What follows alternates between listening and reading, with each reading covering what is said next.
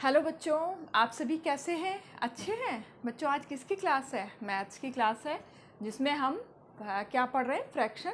और फ्रैक्शन के बारे में पिछला वीडियो पूरा था कि वो क्या है, कैसे है, उसकी डेफिनीशन भी पढ़ी थी, उसके एग्जांपल्स भी पढ़े थे। आज हम जो पढ़ेंगे वो है टाइप्स ऑफ फ्रैक्शन। ठीक है, तो इस पे जाने से पहले बस एक बार फ्रैक्शन को फटाफट से 2 लाइनों में एक बार को रिवाइज कर लेते हैं। फ्रैक्शन को कैसे लिखा जाता है? ए बटे बी, जिसमें कि बी क्या है? कभी भी ज़ीरो नहीं होता। ए को क्या बोलते हैं? अंश, और बी को बोलते हैं हाँ, इसको इंग्लिश में भी पढ़ लेते हैं न्यूमरेटर, ERATOR। और ये क्या है? हर डिनोमिनेटर, DENOMINATOR। ठीक, ये है हमारा फ्रैक्शन। अब जो हम पढ़ने वाले हैं वो क्या है? टाइप्स। कितने तरीके के हैं? 7 तरीके के। तो पहला है उचित, अरे रे, उचित भिन्न। उचित भिन्न, जिसको हम क्या बोलते हैं? प्रॉपर। प्रॉपर फ्रैक्शन को मैं केवल इतना ही लिख देती हूँ, ठीक है। ये उचित क्यों है?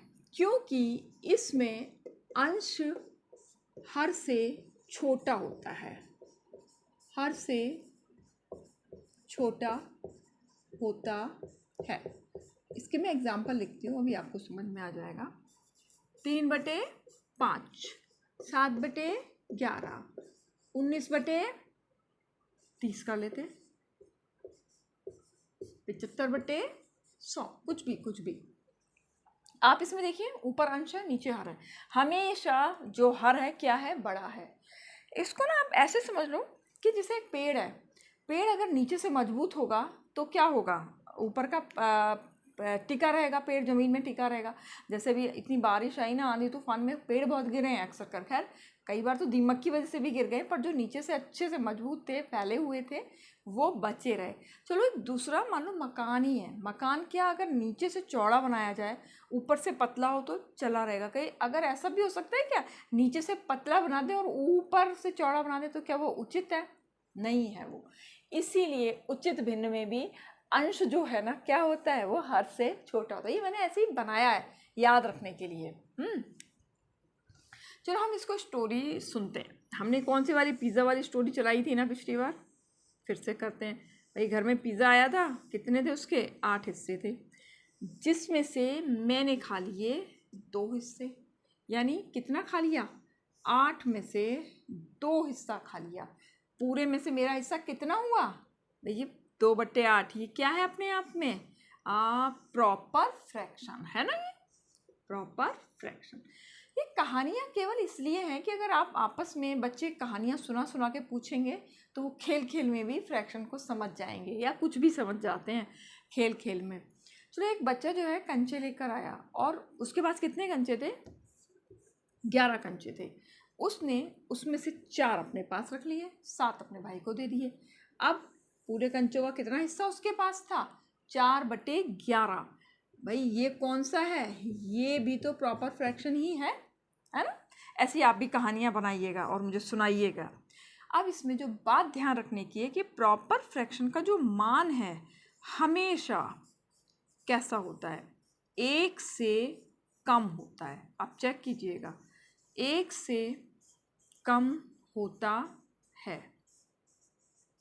चेक कर लेते हैं अभी। 3/5 है ना, मैंने 5 का भाग दिया 3 में, क्या हुआ? क्या चला जाएगा? नहीं, हमें दशमलव लगाना पड़ेगा। अब 0 बढ़ गया, 5 से 30, यानी 0.6 क्या है? 1 से कम है। आप किसी का भी देख लो, 11 का 7 में देख लो, क्या 11 का 7 में चला जाएगा? नहीं जाएगा। पहले क्या आएगा? दशमलव आएगा, 0 बढ़ेगा, तब आएगा। तो दशमलव के बाद का मान जितना भी होता है वो क्या है? 1 से छोटा होता जाता है। तो उचित भिन्न आप समझ गए। इसमें अंश क्या होता है? हर से छोटा होता है। अगर मैं अब इसका उल्टा, दूसरी भिन्न क्या है? इससे उल्टी है, उसका नाम क्या है? अनुचित। अब उचित का उल्टा अनुचित, इंग्लिश में इम्प्रॉपर। Improper fraction. अब आप समझ ही गए होगे भाई, इसका उल्टा हो जाएगा। इसमें क्या होगा, अंश जो है हर से बड़ा होगा, ठीक है। जैसे 9/7, 5/3, और भी कर लो, कुछ भी कर सकते हो आप। 100/80, मतलब ऊपर का आपको क्या करना है, अंश अगर बड़ा है और हर छोटा है तो वो क्या हो गया, इम्प्रॉपर। ये क्या है, इस चलो इसके पहले स्टोरी सुन लें एक और, कि एक शॉपकीपर था, उसने अपना कोई प्रोडक्ट बेचा, अपना सामान बेचा, और उसको कितने का फ़ायदा हो गया, 120% का फ़ायदा हो गया, 120। अच्छा चलो इसको कैसे लिखेंगे, 120/100 ही तो लिखेंगे। अब 0 से 0 कट गए, 2 पंजे 10, 2 छिंग 12, क्या आ गया 6/5। ये क्या है अपने आप में, इम्प्रॉपर फ्रैक्शन है ना। क्या हुआ, ऊपर का हिस्सा बड़ा है, नीचे का हिस्सा छोटा है ना, तो ये इम्प्रॉपर हो गया। तो ऐसी कहानी आप इसकी भी सोचिएगा। इसकी खास बात, इसका मान हमेशा 1 से ज़्यादा होता है, 1 से, ध्यान रखिएगा, उससे उल्टा ही उल्टा चल रहा है। जैसे कि मैं इसको करके देख लेती हूँ। 7 का भाग मैंने दिया 9 में, चला गया ना, 7 एकम 7, 2.0, अब 7 दूनी 14। अब चलिए इसके बाद तो ये जाता रहेगा, पर ये क्या है, इसका मान क्या हो गया, 1 से ज़्यादा हो गया। ऐसे आप 3 का भाग में 5 में देखो चला जाएगा ना, 5 ज़्यादा है, 3 एकम 3 दशमलव, फिर उसके बाद में और संख्याएं आएंगी। तो जो इम्प्रॉपर फ्रैक्शन है वो हमेशा ही क्या होगा, 1 से ज़्यादा उसका मान आएगा। अब हम अगला पढ़ते हैं। अगला है मिश्र भिन्न। मिश्र मतलब मिक्स्ड, इंग्लिश में बोलेंगे मिक्स्ड फ्रैक्शन। अब ये तो आपको पता ही चल रहा है ना, मिश्र मतलब दो चीज़ों को मिली हुई। चलो 2 सही 1/5, 3 सही 2/4, 7 सही 3/6, कुछ भी कर दो। हाँ, अब इसमें आप देखिए दो चीज़ों से मिलके बनाएं, किससे, 2 क्या है, होल पार्ट, मतलब पूरा हिस्सा, पूरा अपने आप में, और 1/5 क्या है, फ्रैक्शन पार्ट, है ना, ये फ्रैक्शन पार्ट है। आप सब में देख लो, 3 क्या है, पूरा है, 2/4 क्या है, भिन्न है, ऐसे ही 7 पूरा है, 3/6 क्या है, भिन्न है। अब इसमें एक चीज और देखिए, ये आखिर भिन्न किस तरीके की भिन्न हो रही है, अंश छोटा हर बड़ा, अंश छोटा हर बड़ा, यानी ये कौन सी भिन्न हो रही है, प्रॉपर। तो ये किससे मिलके बनती है मिश्र भिन्न, whole part plus proper fraction. जैसे 2 + 1/5 है ना, यही तो है इसका हिस्सा। अब आपको जब हम ये पढ़ ही रहे हैं तो हम यहाँ पे एक चीज़ और सीख लेते हैं कि ये हम मिश्र भिन्न को अगर हमें उचित में ही बदलेंगे, उचित भिन्न में बदलना हो, मिक्स्ड फ्रैक्शन को इम्प्रॉपर फ्रैक्शन में बदलना हो, तो हम क्या करेंगे, हम क्या करते हैं, इसका करते हैं गुणा और इसको करते हैं प्लस, ऐसे सीखते हैं। क्या आ गया इसका एलसीएम, 5 आ गया। नीचे भाई 2 के नीचे हम क्या मान लेंगे, इसका हर एक मान लेंगे ना। अब 5 एकम 5, फिर 5 दूनी 10, 5 एकम 5, 1 क्या आ गया, 11/5। ये अपने आप में कौन सी भिन्न हो गई है, अच्छा ये तो इम्प्रॉपर हो गई है। 4 हाँ, बाद में क्या होगा, ये जो बनेगी कौन सी वाली बनेगी, इम्प्रॉपर। इसमें ऊपर का हिस्सा बड़ा है और ये, पर जब ये मिश्र भिन्न में है तो क्या होगा, तो होती है ये प्रॉपर फ्रैक्शन। और भी आप कर सकते हो, अब यहाँ पे भी इसका क्या करोगे, सीधे भी आप कर सकते हो, आपको इतना करने की जरूरत नहीं है। इससे गुणा कर दो, 4 × 12 और 12 और 2 14, 14/4। इसमें फाइनली क्या बनती है, इम्प्रॉपर। यानी इम्प्रॉपर फ्रैक्शन ही किसमें बदल सकता है, मिक्स्ड फ्रैक्शन में। और वो किस इम्प्रॉपर फ्रैक्शन कैसे बदलेगा, पहले मिक्स्ड प्लस प्रॉपर फ्रैक्शन। ठीक है, ये वाली बात भी अगर हम क्या पढ़ेंगे तो हम अगर हम इस तरीके से तो कर रहे हैं, तो क्या कर रहे हैं हम, मिक्स्ड फ्रैक्शन को किस में बदलना सीख रहे हैं हम, इम्प्रॉपर फ्रैक्शन में। पर अगर हमें उल्टा करना पड़े, मान लीजिए यहीं पे ही सीख लेते हैं कि इम्प्रॉपर फ्रैक्शन को हमें मिक्स्ड में बदलना हो, तो पहले तो हम इम्प्रॉपर लिख लेते हैं। मान लो मैंने लिख दिया 17/5, है ना, अंश बड़ा है हर छोटा है। अब हमें इसको मिश्र भिन्न में बदलना है, तो हम क्या करेंगे, 5 का भाग देंगे 17 में। अब क्या हुआ, 5 दिया 15 और क्या बचा, 2 बचा ना। अब हम इसको कैसे लिखेंगे, ये है पूरा होल पार्ट है ना। इसको वैसे हम क्या पढ़ते हैं, क्वेश्चन पढ़ते हैं, QUOTIENT, और हिंदी में क्या पढ़ते हैं, इसको भाग फल पढ़ते हैं ना ये। और ये क्या है, रिमाइंडर, MAINDER, यानी शेष। और ये हमारा क्या है, 5 भाजक। ये मैं ऐसे ही बता रही हूँ, वैसे आपको पता ही होगा, डिवाइजर DIVISOR, और ये क्या है, भाज्य, डिविडेंड DIVIDEND। ये मैंने साथ में आपको ऐसे ही बता दिया है। अब इसमें क्या है, हम क्या, जो होल पार्ट आया उसको लिख दिया इधर, और उसके बाद क्या लिख दिया, ऊपर की तरफ रिमाइंडर, और नीचे की तरफ आ गया 5। हमने इसको क्या किया था, 17 का किया था ना, 17/5 किया था ना। तो आप ये देखिए, हर जो है वही बना रहा, जो कि इम्प्रॉपर फ्रैक्शन में भी वही था और मिक्स्ड फ्रैक्शन में भी वही था। बदला क्या हमारा, यहाँ पर होल पार्ट और प्लस ये ऊपर जो आया है। तो इसमें अब ये 2/5 कौन सा वाला भिन्न बदल गया है, ये proper fraction plus whole part. तो ये दोनों मिलके बन गए हैं मिश्र भिन्न। मुझे लगता है आपको ये भी मिश्र भिन्न भी अच्छी तरीके से समझ में आ गया हो। तो अब तक आपने कितनी भिन्न पढ़ ली है, 3। अब हम अपनी चौथी भिन्न पर आते हैं। ये थोड़ा पेन हल्का सा चल रहा है। चलिए चौथी भिन्न, चौथी भिन्न है यूनिट फ्रैक्शन। यूनिट फ्रैक्शन मतलब, यूनिट से क्या पता चलता है, इसमें हमेशा ही अंश का मान क्या होगा, 1 होता है। अंश का मान किसका, अंश हमेशा 1 होता है। जैसे आप कुछ भी कर लो, 1/5, 1/9, 1/11, कुछ भी आप कर सकते हो, ये आपकी मर्जी है। लेकिन यूनिट फ्रैक्शन में पूरा का पूरा क्या हुआ, अंश जो है हमेशा ही 1 होता है। ठीक है, बस यूनिट फ्रैक्शन का इतना ही ध्यान रखना है, जहाँ भी आपको अंश 1 दिखाई देगा वहीं पर आपको क्या हो जाएगा, वो यूनिट फ्रैक्शन हो जाएगा। ठीक है, अब हम अगला पढ़ते हैं, इसी में नीचे कर लें, मिटा के करती हूँ जिससे कि पूरा ही आ जाएगा।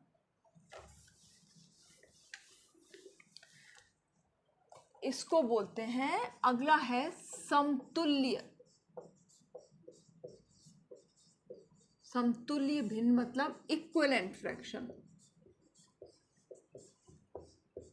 EQUI, इक्विवेलेंट, EQUIVALEENT,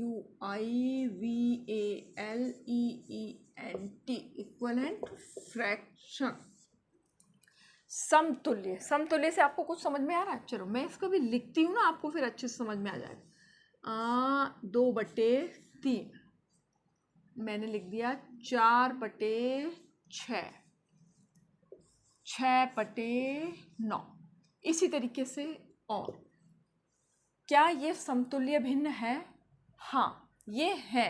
वो किस तरीके से, आप देखो, 2/3 में आप गुणा करो, 2 का गुणा करो दोनों तरफ, नीचे भी जो एक ही संख्या से गुणा होगा, ऊपर भी नीचे भी।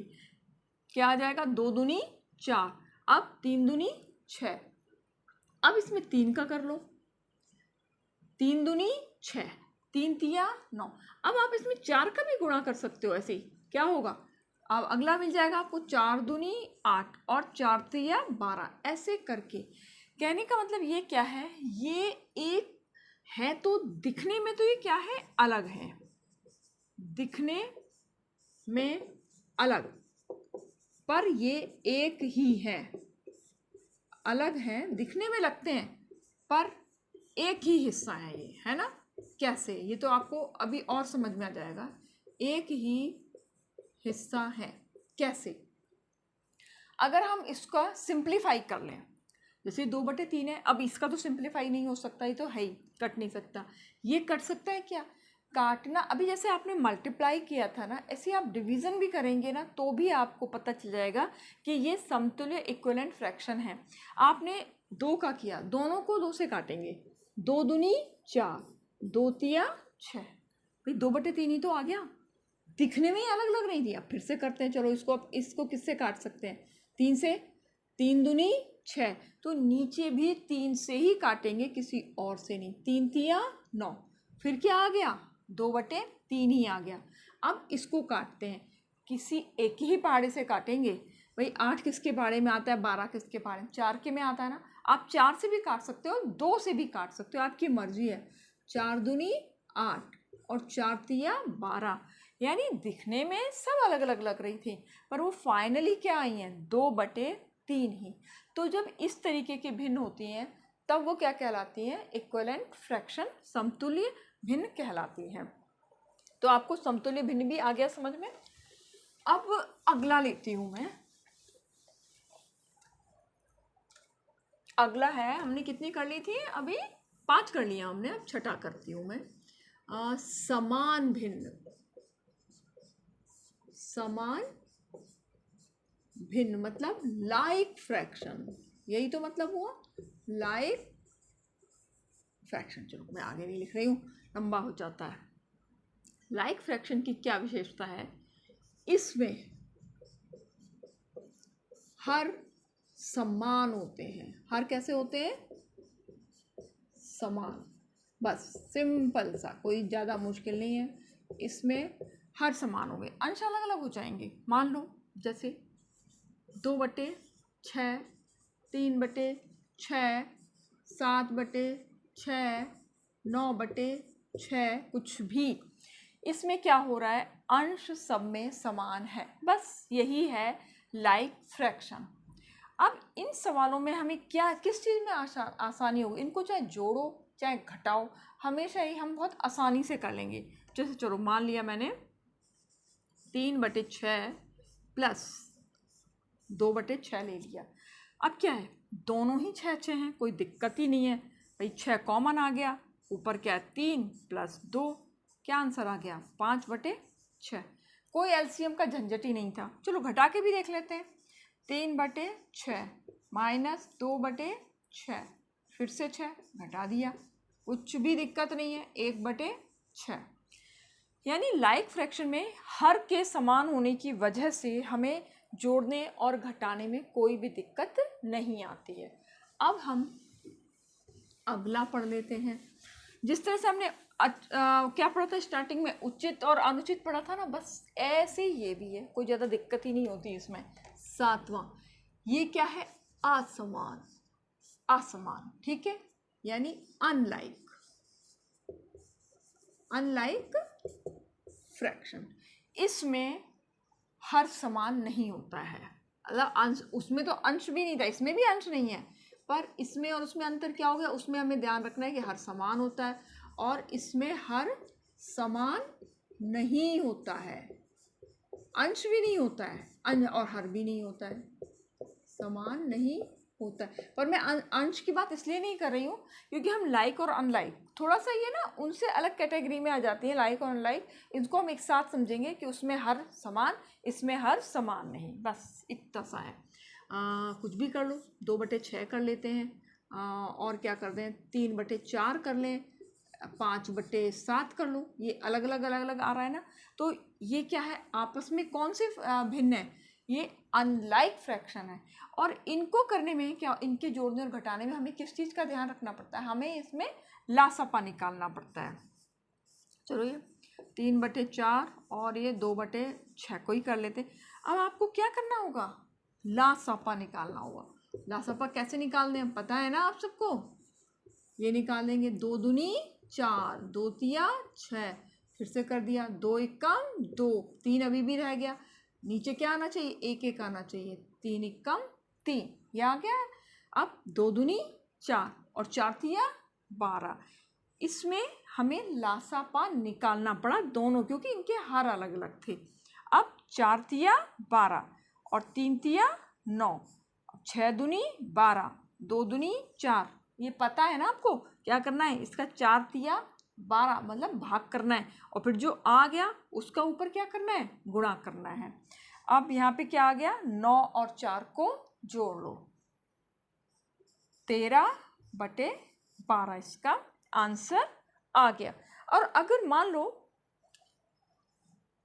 मैं इसको घटा दूं, यहीं पे रख के कर देती हूँ, है ना, तो अभी भी सेम वही है कि आपको ऐसे करके पहले एलसीएम निकालना पड़ेगा, और एलसीएम निकालने के बाद तो फिर आसान हो जाएगा। अब आप 9 में से 4 घटा दो और आपका आंसर आ जाएगा। तो ये हो गया आपका असमान भिन्न यानी अनलाइक फ्रैक्शन।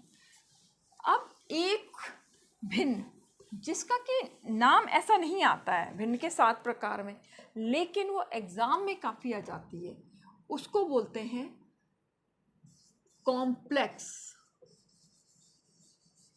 इसको भी समझना बहुत जरूरी है।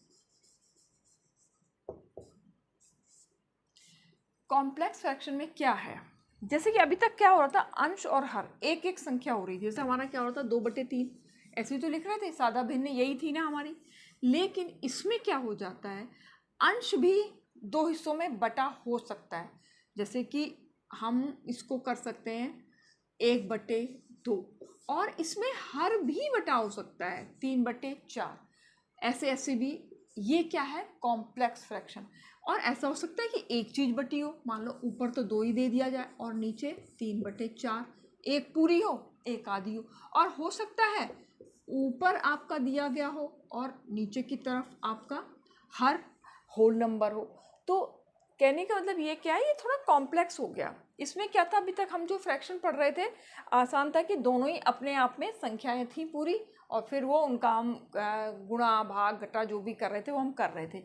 लेकिन इसमें क्या हुआ, कभी अंश भी अंश और हर के रूप में है, कहाँ है, कभी अंश भी अंश और हर, इसमें क्या है, इसका ये क्या हो गया, है तो ये अंश, लेकिन इसके खुद भी अंश के भी अंश और हर हैं, ठीक है ना, और ये तो हर है, यानी अंश के भी अंश और हर हो सकते हैं, इसी तरीके से हर के भी अंश और हर हो सकते हैं। तो इस तरीके के फ्रैक्शन को क्या बोलते हैं, कॉम्प्लेक्स फ्रैक्शन, ठीक है। तो आज आपने टाइप्स ऑफ फ्रैक्शन के बारे में अच्छी तरीके से पढ़ लिया। मैं उम्मीद कर रही हूँ कि आपको ये सब समझ में आ गया होगा। समझ में आया हो तो वीडियो को लाइक करें, चैनल को सब्सक्राइब करें, और अपने फ्रेंड्स वगैरह को भी तो इसके बारे में बताइए कि जिससे कि वो भी स्टार्टिंग से देख सकें और समझ सकें, तो मुझे भी अच्छा लगेगा, और आपको भी मैं उम्मीद करूँगी कुछ मैं आपकी हेल्प कर सकूँगी एग्ज़ाम्स के लिए। तो आप ये दोनों ही वीडियो देखिएगा, फिर अगली वीडियो में इसका मल्टीप्लाई और फ्रैक्शन का डिवीज़न करना मैं सिखाऊंगी। तब तक सभी आप अपना ध्यान रखिए, बाय बाय।